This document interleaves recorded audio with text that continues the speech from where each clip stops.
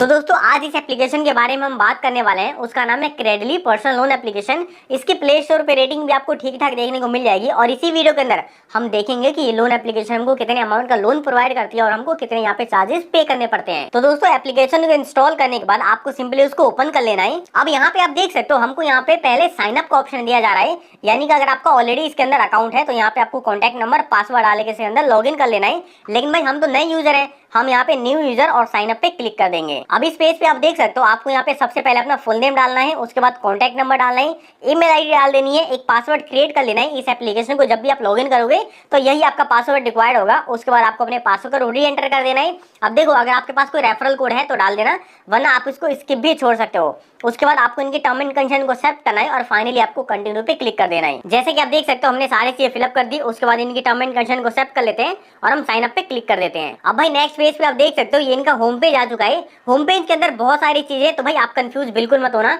यहाँ पे आप देख सकते हो इंस्टेंट लोन का आपको एक ऑप्शन दिखाई दे रहा होगा, apply loan, refer and earn और आपको ईएमआई कैलकुलेटर मिल जाएगा। तो भाई हमको बेसिकली अप्लाई फॉर लोन पे क्लिक कर देना है। अब लोन अप्लाई करने से पहले मैं आपको थोड़ी बहुत चीजें बता देता हूँ। जैसे कि आपको यहाँ पे अपनी बेसिक डिटेल डालनी पड़ेगी, जैसे कि आपका फर्स्ट नेम, मिडिल नेम और लास्ट नेम। अगर आपका सिर्फ फर्स्ट नेम ही है या फिर मतलब मिडिल नेम या फिर लास्ट नेम नहीं है तो आप इन दोनों को स्किप भी कर सकते हो, डालने की जरूरत नहीं है। उसके बाद आपका फादर नेम अकॉर्डिंग टू और पैन कार्ड। उसके बाद आपको अपने कॉन्टैक्ट नंबर दे देना है, जो भी आपका आधार मोबाइल नंबर हो। उसके बाद आपको अपनी मेल आईडी दे देनी है, आधार नंबर दे देना है और उसके बाद आपको पैन कार्ड नंबर दे देना है। ये सारी चीजें बताने के बाद आपको यहाँ पे अपना जेंडर भी सिलेक्ट करना पड़ेगा, मेल फीमेल जो भी हो आप अपनी मर्जी के हिसाब से बता सकते हो। और यहीं पे आपको अपनी डेट ऑफ बर्थ डालने का भी ऑप्शन आ जाएगा। तो भाई जो भी आपको ये कैलेंडर दिख रहा है, आपको इसी कैलेंडर में से जो भी आपका डेट ऑफ बर्थ है वो सिलेक्ट कर लेना है। अब उसके बाद आपको यहाँ पे अपनी एजुकेशन क्वालिफिकेशन भी सिलेक्ट करनी पड़ेगी। एजुकेशन क्वालिफिकेशन के अंदर आप देख सकते हो under graduate, graduate, post graduate, आप जो भी हो मतलब अपनी मर्जी के हिसाब से यहाँ पे बता सकते हो। अगर आपको कुछ भी समझ ना आ रहा हो तो भाई जो मैं फिल करते जा रहा हूँ आप भी वही फिल करते जाओ।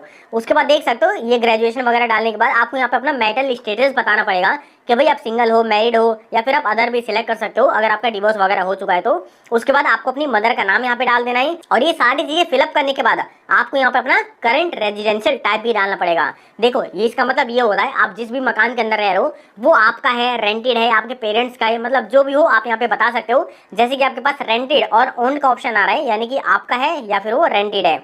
हम भाई यहाँ पे ओन ही सिलेक्ट करने वाले हैं। उसके बाद आपको नंबर ऑफ ईयर स्टेइंग, यानी कि आप कितने साल से रह रहे हो वो बताना है। और उसके बाद फाइनली इस पेज पे आपको अपना करंट एड्रेस बताना पड़ेगा, जैसे कि लाइन 1 2 लैंडमार्क अगर कोई हो तो बता देना, वरना आप इसको स्किप भी कर सकते हो। उसके बाद सिटी, स्टेट, पिन कोड और उसके बाद आपको अपना एक एड्रेस प्रूफ यहाँ पे सबमिट करना पड़ेगा। एड्रेस प्रूफ के अंदर आप देख सकते हो utility bill, rent agreement, passport वगैरह ये सारी चीज आपको देखने को मिल जाएंगी। आप इनमें से कोई सा भी एक सिलेक्ट कर सकते हो। हमने यहाँ पे बेसिकली अपना आधार कार्ड डाल दिया। अब दोस्तों अपना एड्रेस प्रूफ डालने के बाद आपको यहाँ पे अपना परमानेंट एड्रेस भी डालना पड़ेगा। जैसे कि आप देख सकते हो, देखो आपको ना यहाँ पे एक ऑप्शन दिया जा रहा है सेम एज प्रेजेंट एड्रेस। मान के चलते कि जो आपके आधार कार्ड के अंदर एड्रेस है और जिस एड्रेस पे आप रह रहे हो अगर वो दोनों सेम है तो आपको इस मतलब चेकबॉक्स को टिक कर देना है। अगर दोनों सेम नहीं है तो भाई आपको अपने यहाँ पे करंट एड्रेस भी डालना पड़ेगा। यहाँ पे आप देख सकते हो हमने यहाँ पे सारी चीजें फिलअप कर दी। उसके बाद आपको इनकी टर्म एंड कंडीशन को एक्सेप्ट करना है और इसको भी आपको नेक्स्ट पे क्लिक करके इसको भी सबमिट कर देना है। अब दोस्तों इस पेज पे फाइनली आपको अपनी एम्प्लॉयमेंट टाइप बतानी पड़ेगी। सबसे पहले पूछ रहा है सेल्फ एम्प्लॉयड हो, सैलरी पर्सन हो, जो भी हो आप अपनी मर्जी के हिसाब से बता सकते हो।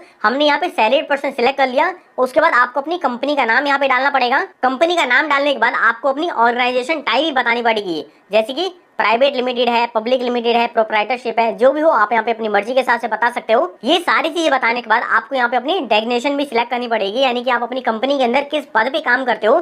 उसके बाद आपको अपना करंट वर्क एक्सपीरियंस यहाँ पे डालना पड़ेगा। उसके बाद टोटल वर्क एक्सपीरियंस। उसके बाद आपको एक ऑफिस की मेल आईडी डाल देनी है। अगर आपकी ऑफिस की मेल आईडी ना हो तो भाई आप अपनी पर्सनल मेल आईडी भी यहाँ पे डाल सकते हो। उसके बाद देखो यहाँ पे बोला जा रहा है सिलेक्ट मोड ऑफ सैलरी, यानी कि आपको पैसा किस मोड के थ्रू मिलता है। जैसे कि देख सकते हो कैश के थ्रू, चेक के थ्रू या फिर बैंक ट्रांसफर होता है। अगर आपने यहाँ पे कैश या फिर चेक डाल दिया ना तो भाई 100% आपका जो लोन है वो रिजेक्ट कर दिया जाएगा, क्योंकि उस केस में भाई हमारी जो सैलरी है वो वेरीफाई ही नहीं हो पाती कि हमारे बैंक के अंदर आ भी रही है या फिर नहीं आ रही है। तो भाई आपको यहाँ पे बेसिकली अपना बैंक अकाउंट ही सिलेक्ट करना है। देख सकते हो सारी चीज फिलअप करने के बाद मैंने यहाँ पे अपनी मिनिमम सैलरी भी डाल दी, जो कि 25,000 रुपए होती है। देखो आप चाहो ना तो 15,000 फिर 20,000 डाल सकते हो, लेकिन इससे नीचे मत डालना। बहुत से लोग 5,000 या फिर 10,000 डाल देते हैं, तो भाई उनका लोन जो है वो रिजेक्ट भी कर दिया जाता है। अब यहाँ पे आप देख सकते हो सारी चीजें फिलअप करने के बाद आपको अपने ऑफिस का एड्रेस भी यहाँ पे देना पड़ेगा, जैसे कि line 1, line 2, landmark, city, state, pin code, अपना ऑफिस का कॉन्टैक्ट नंबर। ये सारी चीजें देखिए आपको इनकी टर्म एंड कंडीशन को एक्सेप्ट करना है और सिंपली आपको कंटिन्यू पे क्लिक कर देना है। अब इसी पेज को अगर आप थोड़ा सा नीचे स्क्रॉल करते हो तो यहाँ पे आप देख सकते हो आपको लोन पर्पज भी सिलेक्ट करने का ऑप्शन दिया जा रहा है। जैसे कि यहाँ पे मेरे पास बहुत सारे ऑप्शन आ रहे हैं, आप इनमें से कोई सा भी ऑप्शन यहाँ पे सिलेक्ट कर सकते हो जिस भी ऑप्शन का आप कंफर्टेबल हो। हमने यहाँ पे मेडिकल ट्रीटमेंट, हॉस्पिटल बिल वगैरह सिलेक्ट कर दिया। उसके बाद पूछा जा रहा है हमको यहाँ पे मिनिमम लोन अमाउंट कितने का चाहिए। अब देखो आप यहाँ पे एक बात ध्यान रखना, जो भी आपका मिनिमम लोन अमाउंट है ना, आपको उससे अब भी डालना है, उससे आपको पैसा कम बिल्कुल भी नहीं दिया जाएगा। जैसे कि हमारे केस में हमको यहाँ पे 20,000 रुपए का लोन दिया जा रहा है, तो भाई हमने यहाँ पे 50,000 रुपए डाल दिया। उसके बाद आपको अपने यहाँ पे लोन टेन्योर भी सिलेक्ट करना पड़ेगा, 6 महीने, 12 महीने, 18 महीने, 24 महीने, मतलब कि जितने महीनों के लिए भी आप ये लोन अप्लाई करना चाहते हो वो टेन्योर आप यहाँ पे सिलेक्ट कर सकते हो। जैसे कि आप फाइनली देख सकते हो हमने यहाँ पे 50,000 डाल के 6 महीने का टेन्योर सिलेक्ट कर दिया। और उसके बाद अगर आपका कोई पुराना लोन है तो उसकी भी आप डिटेल यहाँ पे दे सकते हो। यहाँ पे बेसिकली आपको सारी डिटेल डाल देनी है, लेकिन भाई अभी हमारा कोई भी पुराना लोन नहीं है तो हम इसी को फिल करके सिंपली इसको नेक्स्ट पे क्लिक कर देते हैं। अब देखो इस पेज पे ना आपको एक रेफरेंस नंबर भी देना पड़ेगा, यानी कि देखो मान के चलते अगर आप कल को जाके लोन डिफॉल्ट कर देते हो तो ये कंपनी वाले इन बंदों को फोन लगा के पूछेंगे कि भाई आप लोन देने की स्थिति में हो या फिर नहीं हो, मतलब कुल मिला जुला के अपना पैसा रिकवर करने की कोशिश करेंगे। तो भाई देखो मेरे को ना ये बात थोड़ी सी खराब भी लगती है। अब देखो यहाँ पे बहुत से लोग होशियारी भी कर जाते हैं, वो क्या करेंगे रेफरेंस 1 डाल देंगे, नाम भी सही डाल देंगे, कॉन्टैक्ट नंबर यहाँ पे गलत डाल देंगे। और देखो मैं आपको सही बता रहा हूँ, ये जो कंपनी होती है ना ये ज्यादा वेरीफाई नहीं करती कि कॉन्टैक्ट नंबर उसका सही है या फिर नहीं है। उसके बाद रिलेशनशिप आपको सही डाल देना है, सिटी सही डाल देनी है, रेफरेंस नंबर 2 भी आपको ऐसे फिलअप करके इसको भी प्रोसीड कर देना है। अब यहाँ पे आप फाइनली देख सकते हो जिस बैंक के अंदर भी आप ये पैसा रिसीव करना चाहते हो उस बैंक की आपको यहाँ पे डिटेल देनी पड़ेगी। सबसे पहले आपको यहाँ पे अकाउंट होल्डर नेम डाल देना है, उसके बाद सिलेक्ट बैंक नेम में मतलब बता देना कौन सा बैंक है उसका, अकाउंट नंबर, रीएट अकाउंट नंबर, ब्रांच, और उसके बाद आपको एफसी कोड। ये सारी चीजें फिलअप करने के बाद आपको यहाँ पे नेक्स्ट पे क्लिक कर देना है। अब देखो दोस्तों जैसे ही आप अपना बैंक अकाउंट वगैरह सिलेक्ट कर देते हो ना, उसके बाद आपके पास एक लोन एग्रीमेंट आ जाएगा, आपको वो लोन एग्रीमेंट एक्सेप्ट करना है और उसको भी प्रोसीड कर देना है। उसके बाद आपको 2 से 3 घंटे का वेट करना है, हो सके तो आपको 24 घंटे का भी वेट करना पड़ सकता है, और उसके बीच में जो भी अमाउंट है वो आपके बैंक अकाउंट के अंदर ट्रांसफर कर दिया